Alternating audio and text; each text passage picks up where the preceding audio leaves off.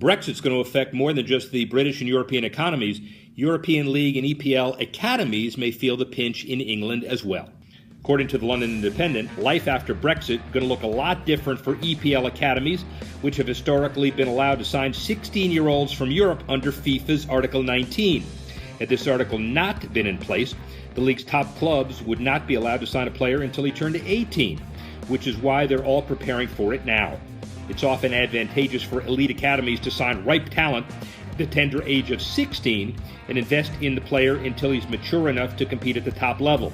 Many of England's top academies focused on that marketplace over the last 10 years, although 85% of 16 to 18-year-olds in the Premier League academies are British. Going forward, European soccer competitive balance should level out if Brexit-caused restrictions prove as tough as many expect. Unintended consequences of Brexit may affect sports as well as the economy and life. Politics yet again. Colin Kaepernick and the 49ers generated substantial media and other attention when he was a backup struggling to make the team. Now that he's starting against the Bills and beyond, his comments are front and center. According to USA Today, it's one thing taking a stand on a knee, in this case as a backup. It's quite another to do so as one of only 32 men handed the steering wheel of an NFL franchise and its fan base hopes and dreams each weekend. Quarterbacks have always grabbed the spotlight, even when it comes to off-field issues. New England quarterback Tom Brady's 4-game suspension to start the season made international headlines, and it had nothing to do with his on-field performance. Now, as the point man for the Niners, Kaepernick's protests, whether speaking out during a press conference or kneeling during the national anthem, will be echoed louder across the country.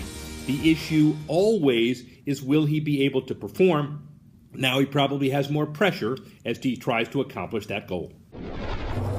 We're all sure Donald Trump has enough issues with this election cycle, but some of his disparaging comments about women may ripple to his golf business long term.